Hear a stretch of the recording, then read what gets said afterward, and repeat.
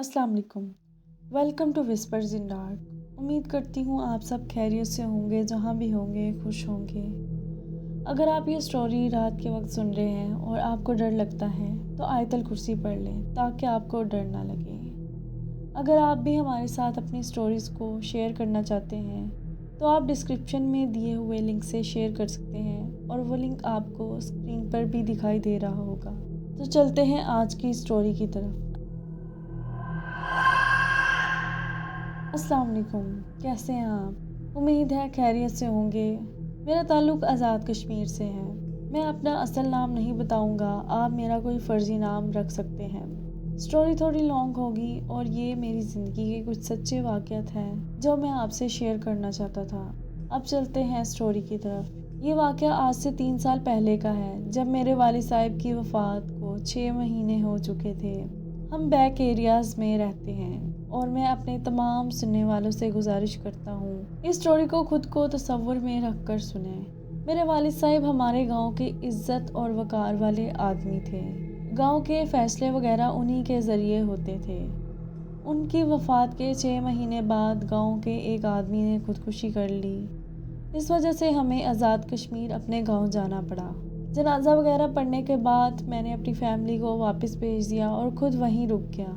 एक तो गांव वाले मिलने आ रहे थे और दूसरा फसल कटाई का वक्त हो गया था। मैंने सोचा कि एक ही वक्त में सब काम ख़त्म करके वापस जाऊंगा। 3 दिन गुजरे। जिस आदमी ने खुदकुशी की थी वो प्रोफेसर थे। उनके भाई और गांव के कुछ लोगों ने एक मीटिंग रखी। मेरे वालिद साहब गांव के बड़े थे, इसलिए मुझे भी बुलाया गया। उस मीटिंग में ये बात सामने आई कि उस आदमी ने खुदकुशी नहीं की थी, बल्कि उसका कत्ल हुआ था। वो एक खुश मिजाज इंसान था। आखिर ये फैसला हुआ कि पुलिस के साथ उस हॉस्टल में जायज़ा लेने के लिए जाएंगे और उस वाक़या की तफ्तीश करेंगे। हम पीर की सुबह 10 बजे रवाना हुए। जब हम घर से निकले तो मेरी तबीयत अजीब सी हो गई। ऐसा पहले कभी मेरे साथ नहीं हुआ था। मैंने इग्नोर किया। जब हम हॉस्टल पहुंचे तो उस बिल्डिंग को देखकर मुझे अजीब खौफ महसूस हो रहा था। दिन के वक्त भी वो बिल्डिंग अंधेरे में डूबी हुई थी। जब हम अंदर गए तो पुलिस अपनी रिसर्च कर रही थी और मैं साइड पर खड़े होकर सिगरेट पीने लगा। वक्त गुजरता गया और रात के 9 बज गए। अभी एक हिस्सा चेक होना बाकी था। मुझे वॉशरूम जाना था तो मैंने वार्डन से पूछा कि वॉशरूम किस तरफ है। उसने बताया तो मैं उस तरफ चला गया। हॉस्टल बिल्कुल खाली था। वॉशरूम एक कोने में थे। मैं ठंडी हवा का लुत्फ ले रहा था और अचानक एक रूम से बहुत तेज खुशबू आने लगी। अगर आप मेरी जगह होते तो आप भी उस खुशबू के पीछे चल पड़ते। मैंने सोचा शायद कोई और होगा। जैसे जैसे मैं उस रूम की तरफ बढ़ता गया, मेरी दिल की धड़कन तेज होती चली गई। बस पहुंचने ही वाला था कि नीचे से आवाज आई कि काम हो गया है। मैं वापस आ गया, मगर मुझे महसूस हुआ कि जैसे कोई उस रूम से निकला है और मेरे पीछे पीछे चल रहा है।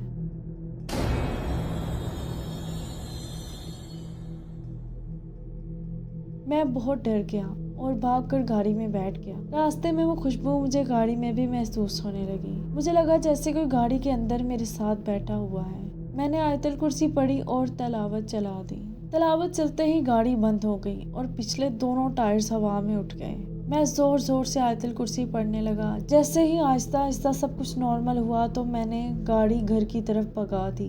कब्रिस्तान के पास से गुजरते वक्त फिर महसूस हुआ कि गाड़ी में कोई और भी है। पिछली सीट पर कोई और मौजूद था। दोबारा आयतल कुर्सी पढ़ी और सब ठीक हो गया। घर पहुंचकर जो लड़का वहाँ काम करता था, मैंने उसे सब बता दिया। 3-4 दिन तक मुझे तेज बुखार रहा। कुछ दिन गुजरे, बुखार उतर चुका था, लेकिन दिल का बोझ अभी भी कम नहीं हुआ था। मैंने सोचा शायद घर में बंद रहने की वजह से ज़हन पर असर हो रहा है, इसलिए एक रात दोस्तों के साथ बाहर निकल गया, थोड़ा हल्का महसूस करने के लिए।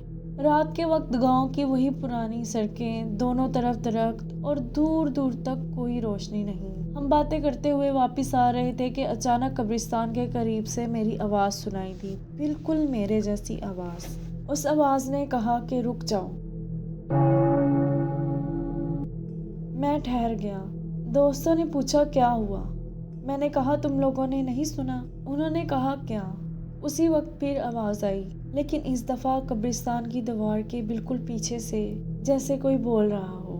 پھر اچانک سڑک کے دوسری طرف سے آنے لگی، کبھی آگے سے کبھی پیچھے سے، جیسے کوئی ہمارے گرد چکر کاٹ رہا ہو، اور ہر دفعہ آواز میری ہی ہوتی تھی۔ میرے جسم میں جان ہی نہیں رہی تھی، دل اتنا زور سے دھڑک رہا تھا، لگ رہا تھا جیسے سینہ پھٹ جائے گا۔ اچانک اندھیرے میں وہ آواز ایک جگہ پر رک گئی اور بولی، تم کہاں تک بھاگو گے؟ بس پھر ہم نے بھاگنا شروع کر دیا۔ بھاگتے ہوئے مجھے لگ رہا تھا جیسے کوئی بالکل میرے پیچھے سانس لے رہا ہو، نہ قدم کی آواز نہ کوئی سایہ، لیکن موجودگی بہت واضح تھی۔ ہم سیدھا گھر پہنچے اور دروازہ بند کر لیا، لیکن خوف یہی ختم نہیں ہوا۔ پوری رات دروازے کے باہر کبھی ہلکی سی خراش، کبھی پاؤں گھسیٹنے کی آواز، کبھی میری ہی آواز مجھے سرگوشی میں سنائی دیتی رہی۔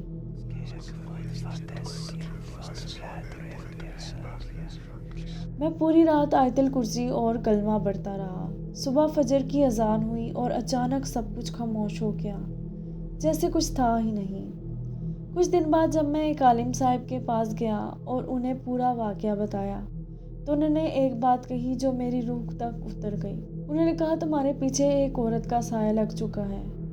انہوں نے بتایا کہ جس ہاسٹل میں وہ پروفیسر رہتے تھے وہاں کسی نے ایک چیز کو قید کر رکھا تھا اور انجانے میں نے اس کا بند کھول دیا تھا۔ اس کے بعد ایک سخت عمل کروایا گیا بکرے کے خون کے ساتھ، تب جا کر کچھ سکون ملا۔ لیکن عالم نے یہ بھی کہا، یہ چیزیں چھوڑ کر نہیں جاتی، بس چپ ہو جاتی ہیں۔ یہ تھی میری کہانی۔ اگر آپ کو پسند آئی ہے تو اپنے چینل پر شیئر کیجیے گا۔ شکریہ آپ نے ہمارے ساتھ اس سٹوری کو شیئر کیا۔ اگر آپ کو بھی یہ سٹوری پسند آئی ہے تو ویڈیو کو لائک، شیئر، سبسکرائب کیجیے۔ ملتے ہیں اگلی سٹوری کے ساتھ، تب تک کے لیے اللہ حافظ۔